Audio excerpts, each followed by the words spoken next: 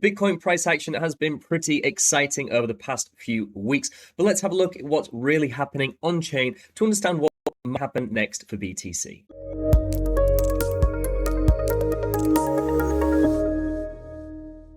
Today we're going to be doing a little bit of a on-chain roundup update just to kind of gauge lots of charts to see how Bitcoin looks under the hood. Obviously, price action has been great recently, but we can actually look at the on-chain data to maybe see if this run can be sustained or maybe a little bit of a cool-off overdue. So first and foremost, the MVRV Z Score. This is looking at the relationship between the market cap of BTC and the realized cap, which is the average accumulation price for all BTC on the network. And as you can probably quite clearly see, once this reaches the red overheated zones, indicates a massive amount of profit based on the average accumulation price of all BTC on the network. And we're in the green zone down here, indicates that a majority of people are at a loss. And right now we can see that Bitcoin, even after running up to above $90,000, is still in pretty neutral territory. Obviously, we're a little bit more overextended than where we were a few weeks or months ago, but the amount of upside room we have left is pretty mind-blowing, to be honest, considering how bullish Bitcoin has been recently. We can see as we ran up previously to our all-time high around $74,000,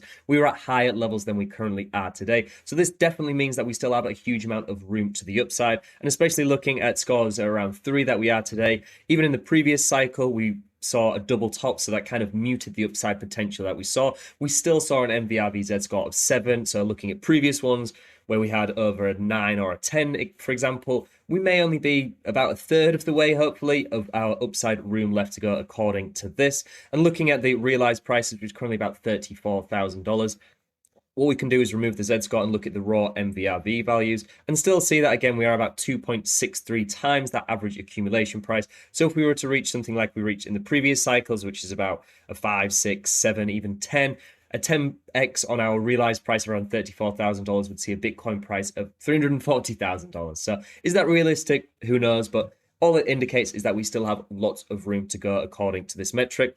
Looking at something like the Puel multiple, again, a very similar story. Even after this massive rally to the upside, we're still only seeing miners at about 20% greater profits than they have done over the previous yearly average. Obviously, that is accounting for the halving event, which decreased their earnings by 50%. What we can see is in similar instances in previous cycles, such as here in 2016 and here in 2020, once we actually broke back above this value of 1, it really indicated Bitcoin's not latter stages of the cycle in terms of only a small amount of time left, but really indicated when the exponential upside moves started for BTC. Like we could see in 2016 here, once we convincingly broke above this value, Bitcoin's price was at around $700-ish, and then we went pretty much non-stop to $20,000. And again, here in 2020, once Bitcoin broke above this, when price was around $13,000, $14,000-ish, again, we ran pretty much non-stop to over $60,000. So the fact that we have broken above this obviously doesn't indicate that we're going to go non-stop, but definitely looking at previous cycle comparisons gives us some indication that the bullish times can hopefully continue for a little bit longer.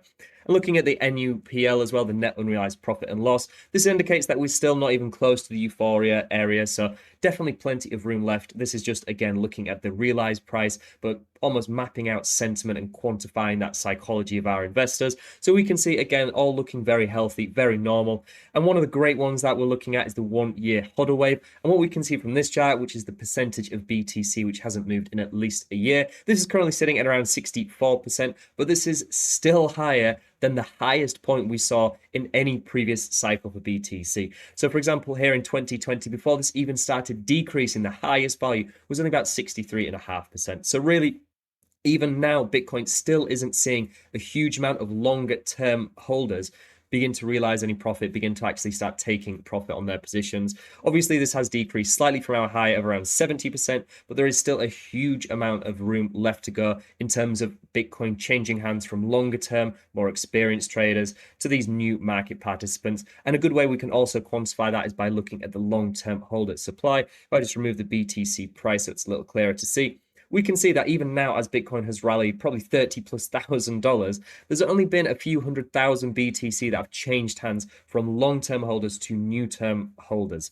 So really, as this topped out around 16.15 million BTC that was held by these long-term holders, it's now only at about 15.4, so about, like I said, 600,000. Whereas in previous cycles, we saw this go from around 14.3 million to about 12 million, so a huge over 2 million coins transferred. And then the previous cycle, we saw this go from around 12 million to around 8.8 million. So about 3 or 4 million coins transferred. So even compared to our previous run up to our all-time high of around 74,000, we saw significantly more coins changing hands. So there is plenty of room still to go in terms of coins just being transferred as long-term holders begin realizing some profit.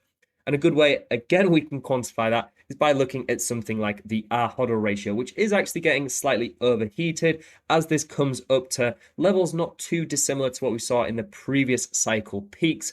Now, this is looking at the relationship between new market participants and the average price they're paying for their BTC compared to these longer term holders. We just scroll down here, specifically looking at the HODL band of the 1 week versus the 1 to 2 year. So just to clarify that a little bit, if we go to the realized cap HODL waves, what we can do is pretty much just remove all of these apart from the 1 to 2 year to see the influence of these longer term, more swing macro traders on the Bitcoin realized price. So we can see here they have a huge influence on the Bitcoin realized price as we get to the tail end of bear cycles, but as we get to the peak of bull cycles, their influence becomes pretty nominal, just a few percent. And recently we have begun seeing this drop, when at the same time we have been seeing a few new market participants enter the space. If I just add all up to, say, 3 months, this has begun increasing. Obviously, as prices ran up, it has gauged some interest as people may have begun messaging you who haven't talked to in a few years, asking about that Bitcoin thing once again. So this is still indicating that we have a lot of room to go to the upside, but it is indicating that we are seeing new people entering the space and we are seeing some longer term holders begin to take some profit, but not a huge amount of profit. If we look at the value days destroyed, this is looking at the coin days destroyed, which is multiplying the amount of BTC by the amount of time it was held. So it's basically weighting transfers of huge Bitcoin whales who've been holding for an extended period of time, who we usually associate with being the more sophisticated, smart money. And what we can see is this is miles away from being red and overheated, even comparing to our all-time high that we said around $74,000 earlier this year when it was reaching levels that we usually see at market peaks. We still are nowhere near that. We're in latter stage of bull cycle territory, potentially in terms of longer term holders begin taking some profit, but really the amount of room we still have to go to the upside is massive.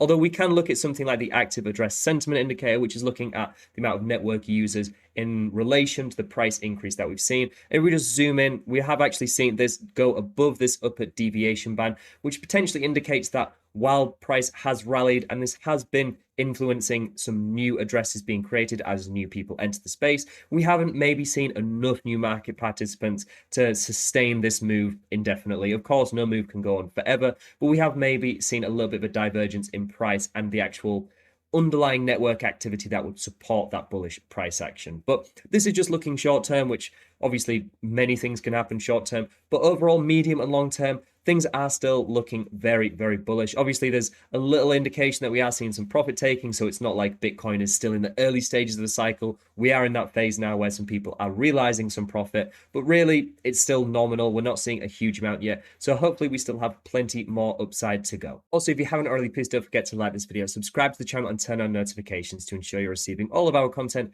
as soon as it's released. And make sure to check out all the resources we discussed today, as well as the many more that are all available on bitcoinmagazinepro.com, your number one source for Bitcoin analysis. So just to summarize, I mean, I kind of pretty much summarized it just before we did this, but overall, just very quickly, looking at the Bitcoin network itself, looking at these on-chain metrics, things look very, very positive, medium to long term. Of course, there are some indications that we're seeing a little bit of profit taking, but really we have a huge amount of space. We are seeing new money coming in, which is probably helping drive price even higher, but we are well away from overheated territory in the medium to long term.